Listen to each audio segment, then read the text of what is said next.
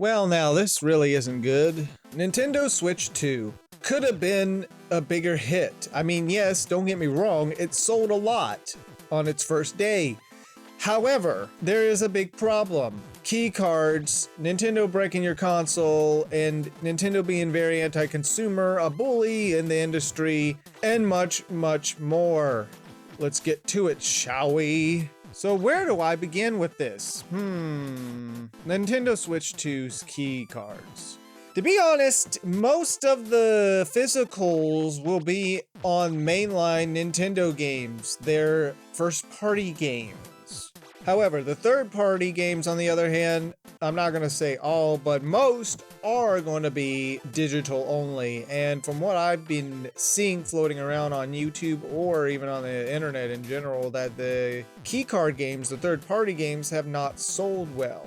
Gee, I wonder why. Maybe it's because everybody wants a physical and the whole game on the card. I mean, don't get me wrong, so Sony, Microsoft, and all that, they have gone to that field of, well, the disc is pretty much your access digitally because, well, we're in that digital age, unfortunately, but at least it gave you the access of it to the sense that it only works when you put the disc in. And you have to have online just to access the game, which is ridiculous. The fact that you need online just to play the games makes the physical copy worthless. If you're even trying to move your Switch games over to the Switch 2, like what other people have been doing with this type of game card that I would assume Nintendo would think you're hacking the device, well, they're gonna break your console. Ain't that crazy? Now, correct me if I'm wrong. I'm only hearing some of this information, and if it's true, then that is terrible. Nintendo is such an anti-consumer company at this point. Like, what the heck happened? When Reggie was around, the former president of Nintendo, when he was alive? I don't remember much of this nonsense. I mean, don't get me wrong, Nintendo had issues, especially with the YouTube copyright crap. I hated that. They've become more of a corporate company that's just so anti-consumer, it's crazy. And yet fanboys will support them. Sony, Microsoft, they'll bash on them, but it's okay when Nintendo does it? Give me a break. Look, I like Nintendo games. Don't get me wrong. They do make the games for people that love games. That was their gist. Their games are classics. Their games are fun. That's all I want, and I like their games. It's kind of like with Disney. I like their movies. But my gosh, Nintendo is like Disney in the sense of corporate issues. I do not like Nintendo, nor Disney for that matter. They're so bad when it comes to corporate policies that they have in mind. Oh, you can't do this. Oh, you can't do that. I mean, we're buying your product. Come on. My previous episode of Pop Culture Talk, I talked about how the gaming industry is just really not in a good state, especially with the Switch 2 and of course new consoles, which to be honest at this point there's kind of no point because exclusivity is pretty much dead. You could get a PC and you could pretty much play your games, and if you really want you could emulate games like Nintendo games. You don't really have to give Nintendo money if they're going to act this way. Look, I like to support things legally. I get that I'd rather play things legally, except if a game you cannot acquire, like Sony or FromSoft will not put out Kuon.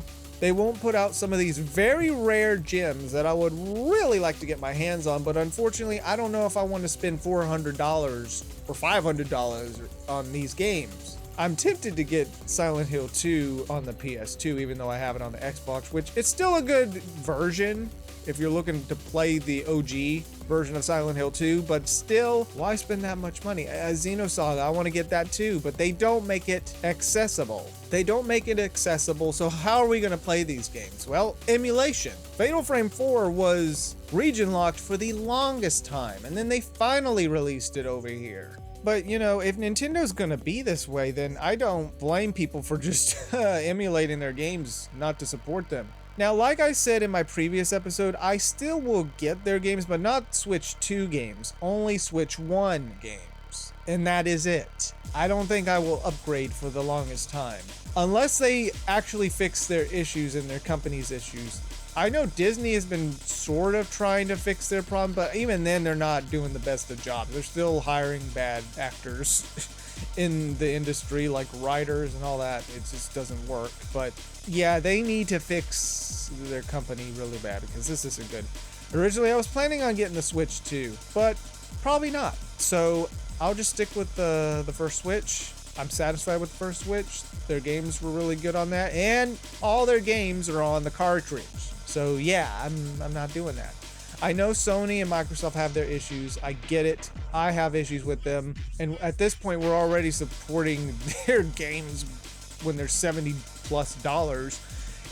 I'm slow at getting them because they're that expensive. But at least Microsoft is starting to branch out to consumers a little more. I mean, you know, they have a way to go, but they are doing some progress, especially making more games available. And Series X is compatible with all generations. Not all games, but a majority are. So that's great. I still would keep my older consoles though, because not all games will play on Series X, like Operation Darkness, that wouldn't play. But at the end of the day, they are at least trying, especially with that new handheld where you could actually play PlayStation games from Steam. Well, the industry is very iffy right now. Games are still great for what they are, but not all games are created equal. Not when you have corporate running the show. Then they just mess up shit. I mean, Expedition 33, I heard that is an example of a small studio wanting to make a game, and it succeeded. I really want to get that game. I've been trying to look for physical, but I'm kind of leaning towards digital because it's kind of hard to find for a good deal. I mean, they were only charging like $50. What do you guys think of this issue? Do you guys have a Nintendo Switch 2? Do you have any issues with the console? Because all I've been seeing is issues, and mainly the Nintendo breaking the console, or what, like they call it, bricking or whatever. Nintendo, what have you become? That's my question. What made you change this route? Is it just corporate greed or something else entirely? Such a sad time. Anyways, thanks for watching. I'll see you on the next episode. Peace.